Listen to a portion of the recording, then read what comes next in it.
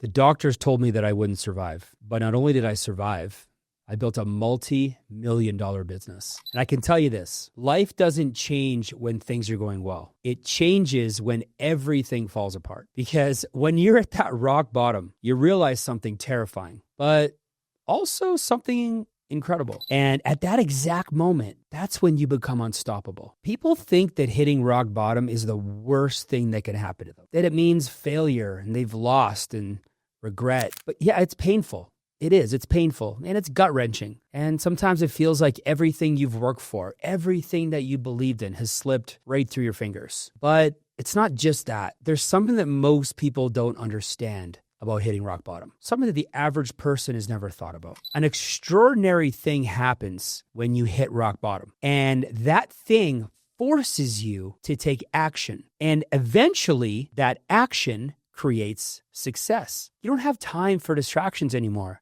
You don't have time for the luxury of pretending. You know, when you lose everything, all you're left with is the truth about who you are, the truth about the people around you, the truth about what actually matters.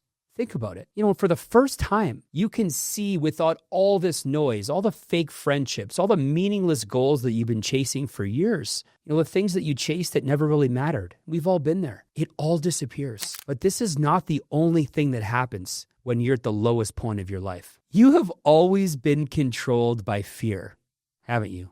You were afraid of failing. You were afraid of being judged. You're afraid of stepping out of your comfort zone at times. We've all been there. But when you hit the lowest point, and I mean the lowest point, you realize that the worst already happened. The thing that you spent years fearing, even decades fearing, is now here. And yet, guess what? You're still breathing. You're still standing, and that thing that you thought you feared so much no longer has any grip on you. You know, most people never get to this point because they spend their whole lives trying to avoid it, running away from it. They numb themselves with distractions. They numb themselves with staying in comfort. They make all these excuses. But the people who make history and the ones who redefine what's possible, they didn't rise despite hitting rock bottom. They rose because of it. But there's a psychological reason that most people never in their lifetime make a comeback. They get trapped in a mindset that keeps them stuck right up here. You know, they look at their failures, they stare at their losses, they absorb their struggles, and they see proof. Everywhere they look is proof that they weren't good enough. You know, that maybe this is just how the story ends. But that's the biggest lie of all. You see, the difference between people who rise and the people who stay down, it's not talent, it's not luck, it's not even intelligence, it's psychology. Because a comeback starts with changing how you think. See, it's the 6 inches between your ears. If you don't shift your mindset, it doesn't matter how many opportunities come your way. You're going to find a way to sabotage them all before they have a chance to change your life. That's why every great comeback follows the same psychological pattern. And if you understand it, you can speed up your own transformation. You know, when life knocks you down, it's easy to stay down. It's easy to blame everything outside of you. It's the economy's fault. It's the market. It's my family. It's bad luck. It's my leadership. It's my ex. And sure, yeah, maybe some of those things did work against you. But you know what? The moment that you decide that your situation is someone else's fault, you give away all of your power.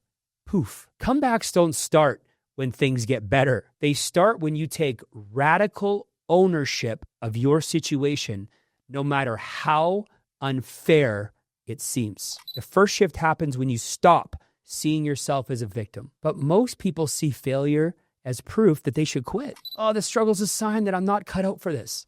But the ones who come back stronger, they see the exact same moment, but they give it different meaning. You know, they decide that this low point in their life, it's a test.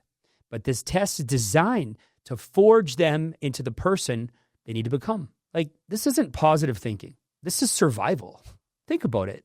Because if you believe that rock bottom is where you're supposed to be, you'll never fight to rise. But on the opposite side, if you believe that it's where your next level is born, you'll do whatever it takes to build yourself back up. So the second shift is rewriting the meaning of rock bottom. But the recipe is incomplete without the third shift. You know, most people, they make the mistake of waiting until they feel ready to change, until they're motivated until all the stars align. But you know what? You will never feel ready. Motivation isn't what creates action. It's the other way around. You take action first, no matter how small or insignificant. Then guess what happens? The momentum kicks in. Comebacks don't happen in one massive, life-changing moment all at once. Comebacks happen in small, daily choices that nobody sees. The slight edge, the decision to get up when you don't want to, the choice to put in the work when no one's clapping for you. Nobody. The third shift is understanding that comebacks aren't about motivation. They're about momentum. But again, a comeback is a complete process. There are 3 phases involved. Understanding the psychology happens before these 3 phases. So the first phase is the hardest. Why? Because it forces you to face reality. No sugarcoating, no excuses. You have to look at exactly where you are. You got to look yourself in the mirror and you got to own it. Most people resist this because acceptance is actually the first phase. It's acceptance. Most people spend months and years and decades fighting the truth. They blame the past. They replay the old mistakes in their head. Oh, they wish things had gone differently. If I had told myself that, you know what, I've been diagnosed with Crohn's at 2, this disease that I've been battling my whole life, I'm meant to stay down, this disease is going to own me, I wouldn't be where I am today. So the faster you accept where you are, the faster you can change. And, understand that acceptance isn't weakness. It's the opposite. Acceptance is power. Because once you stop wasting energy on what should have happened, you can finally focus on what's next. The second phase is where you start laying the foundation for that comeback. And this is where a lot of people fail as well because they want to jump straight into success. They want to go straight to success. They want to win without the work. That doesn't happen. Rebuilding, which is the second phase of your comeback, requires consistency, not intensity. Consistency. I know people that go hard for a short period of time. It's about being consistent every single day. You need to take small steps daily actions that don't feel like you're making a difference, but over time, they do. It's about showing up even when you don't feel like it. So many people can't even do that. Even when no one's watching, even when there's no immediate payoff, there's never going to be an immediate payoff for something that's worth doing because momentum doesn't come from one big push. It comes from stacking small wins until they turn into something unstoppable. I can't work out once a month for 5 hours. I got to work out 3 or 4 days a week for 30 minutes, right? The third phase automatically happens. During this phase, you don't just get back to where you were, you surpass it. This is where you step into that version of yourself that operates on a whole different level. Where the fear and the self-doubt and the hesitation, it's all gone. Because during this final phase, guess what? You are dominating. You're no longer rebuilding. You are taking over. You stop playing safe. You stop playing small. You stop second guessing. You stop apologizing for wanting more.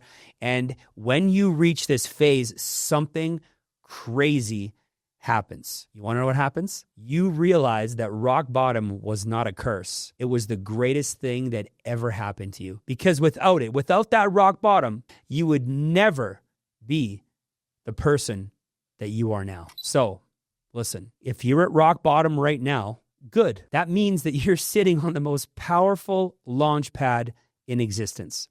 That means you're in the perfect position to explode out of this phase that you're in and build something better than you ever thought possible. But it starts with a decision. If you're done waiting for the perfect moment and you're ready to take action and you're ready to control your future, then let's make it happen. Personally, I've helped hundreds of people rebuild, thousands of people grow and dominate in their careers.